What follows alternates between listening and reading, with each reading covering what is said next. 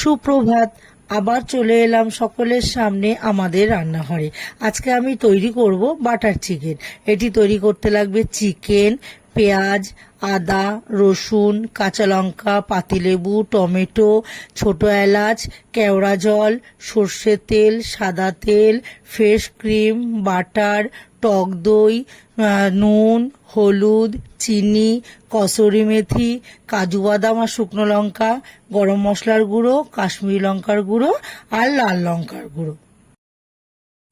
এবার আমি চিকেনটার মধ্যে আদা, রসুন আর কাঁচা লঙ্কা পেস্ট করে রেখেছি, ওই পেস্ট কিছুটা দিয়ে দিলাম। দিয়ে এবার নুন দিয়ে দিলাম আর পাতিলেবু দিয়ে পাতিলেবুর রসটাকে আমি একটু দিয়ে দেব।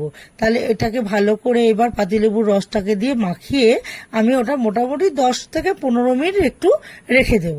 ওটা এবার হতে থাকবে, একটু ম্যারিনেট করা হোক। ততক্ষণে আমি ওইদিকে কড়াই বসিয়ে দেব। এবার কড়াইটা গরম হলে সাদা তেল দিয়ে দেব। তার মধ্যে এবার ছোট এলাচগুলো দিয়ে দেব। ছোট এলাচটা ফোড়ন দিয়ে এবার পেঁয়াজ কুচিটা দিয়ে দেব। তারপরে গোটা শুকনো লঙ্কা রেখেছি, সেই শুকনো লঙ্কাটাও দিয়ে দেব। আর দেব টমেটো আর কাঁচা লঙ্কা, যেগুলো যে চিড়ে রেখেছি সেই কাঁচা লঙ্কাগুলো এবার ওর মধ্যে দিয়ে দেব। কাঁচা লঙ্কাটা দিয়ে দেওয়ার পর এবার কিছুটা নাড়াচাড়া করে এবার কাজু বাদামগুলো রেখেছি সেই কাজু বাদামটাও ওর মধ্যে দেব। আর একটু নুন দিয়ে ভালো করে একটু মিশিয়ে নেব, তাহলে একটু ওটা নরম হবে। এবার কাজু বাদামটা দিয়ে নুন দিয়ে এইবার আমি একটু ঢাকা দিয়ে কিছুক্ষণ রেখে দেব। এবার ওই মশলাটা নরম হতে হতে একটা বাটির মধ্যে একটু সর্ষের তেল নেব আর ওর মধ্যে একটু লাল লঙ্কার গুঁড়ো নেব আর একটু কাশ্মীরি লঙ্কার গুঁড়ো নেব। এবার ওই লাল লঙ্কার গুঁড়ো কাশ্মীরি লঙ্কার গুঁড়োটা তেলের মধ্যে একটু ভালো করে নাড়াচাড়া করে নেব। তার মধ্যে এবার আমি ওখানে দেব হচ্ছে টক দই রেখে দিয়েছি, সেই টক দইটা দেব। আর একটু দেব গরম মশলার গুঁড়ো আর দেব হচ্ছে একটু কসুরি মেথি, একটু হাতের মধ্যে করে ডলে এবার ওর মধ্যে ওটাকে দিয়ে ভালো করে একটু মিশিয়ে নেব। যে মাংসটা মাখিয়ে 15 মিনিট রেখে দিয়েছিলাম এবার ওর মধ্যে একটু নুন দিয়ে আর যে তেলের মধ্যে লঙ্কার গুঁড়ো ওটা মানে পেস্টটা করেছি ওটাকে এবার ওর মধ্যেকে দিয়ে দেব। দিয়ে ভালো করে একটু মিশিয়ে নিয়ে এবার এটাকে আমি আধ ঘন্টা একটু ম্যারিনেট করতে রাখবো। এবার ওদিকে আবার মশলা ভাজাটাও হয়ে যাবে, যেটা দিয়েছিলাম পেঁয়াজ টেয়াজগুলো।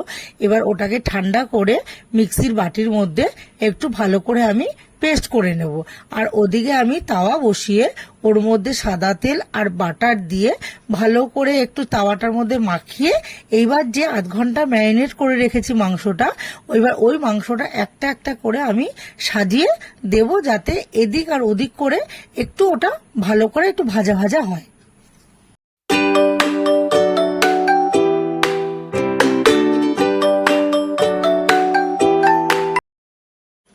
এবার একদিকটা একটু ভাজা হলে হালকা হালকা একটু পোড়া পোড়া হবে, তাহলে কি ওটা মানে স্মেলটা ভালো আসবে চিকেনের। এবার এবার আবার আরেক দিকটা ভালো করে উল্টে দেব। দিয়ে ওদিকটাও দেখলাম যে হ্যাঁ ওইরকম ভাবে একটু পোড়া পোড়া ভাজা হয়ে গেছে, তাহলে নামিয়ে নিলাম। এবার কড়াইতে বাটার দিয়ে ভালো করে তেলটা গরম, তেল দেবো না, বাটারটা গরম হয়ে গেলে এবার যেটা আদা রসুন আর কাঁচা লঙ্কা পেস্ট রেখেছি ওটা দিয়ে দেব। ওটা দিয়ে নাড়াচাড়া করে কাশ্মীরি লঙ্কার গুঁড়ো দেব। কাশ্মীরি লঙ্কার গুঁড়ো দিয়ে নাড়াচাড়া করার পর তারপরে যেটা রেখেছি জিরের গুঁড়ো আর ধনের গুঁড়ো একসাথে, ওটাকে এবার ওর মধ্যে দিয়ে দেব। এবার নুন দেব, নুনটা দিয়ে একটুখানি ভালো করে মিশিয়ে এবার হলুদ দেব, হলুদ অল্প দেব। দিয়ে নিয়ে এবার অল্প একটু জলের ছিটা দেব, দিয়ে নিয়ে ভালো যাতে মশলাটা পুড়ে না যায়।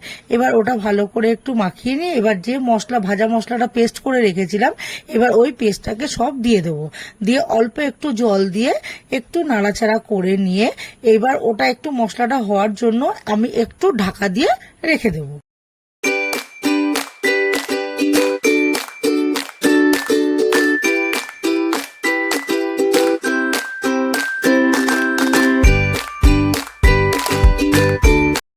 এবার ঢাকাটাকে একটু তুলে নিয়ে এবার ভালো করে একটু আবার নাড়াচাড়া করে নিয়ে মশলাটাকে এবার যে চিকেনটাকে ভাজা করে রেখেছি এবার ওই চিকেনগুলোকে ওই মশলাটার মধ্যে দিয়ে দেব। এইবার মশলাটা ভালো করে চিকেনের সাথে মিশিয়ে নেব যাতে সব মশলাটা চিকেনের গায়ে লেগে যায়। এবার তারপরে কি করব, আমি একটু ঢাকা দিয়ে রেখে দেব। এবার কিছুক্ষণ পর ঢাকাটাকে তুলে নিয়ে আবার একটু নাড়াচাড়া করে নিয়ে এইবার আমি কি করব, ওর মধ্যে আমি এবার ওটার মধ্যে আমি একটু গরম মশলার গুঁড়ো দিয়ে দেবো, আর কসুরি মেথি কিছুটা তখন হাতে ডলে দিয়েছি। এবার আমি একটু ওটাকে গুঁড়ো করে নিয়েছি, একটু তাওয়ায় নেড়ে নিয়ে গুঁড়ো করে রেখেছি, ওই গুঁড়োটাকে আমি এবার ওর মধ্যে দিয়েছি। এবার ফ্রেশ ক্রিমটাও ওর মধ্যে আমি দিয়ে দিয়েছি। এইবার তো ফ্রেশ ক্রিমটা দিয়ে দেওয়ার পর সামান্য একটু চিনি দিয়েছি। এবার কেউ যদি চিনি না খাবেন তো মধুও দিতে পারেন। দিয়ে এবার ভালো করে নাড়াচাড়া করে নিয়ে এইবার উপর থেকে আমি একটু কেওড়া জল ছড়িয়ে দিলাম। এবার চিকেনটাও সেদ্ধ হয়ে গেছে, মশলাটাও হয়ে গেছে, তাহলে একটু কেওড়া জলটা দিয়ে হয়ে গেল আমার বাটার চিকেন। এই রান্নাটি যদি ভালো লেগে থাকে তাহলে লাইক করবেন, শেয়ার করবেন, কমেন্ট করবেন, অবশ্যই সাবস্ক্রাইব করবেন, আর পুজোর মধ্যে অবশ্যই একদিন এই চিকেনটি রান্না করবেন। ধন্যবাদ।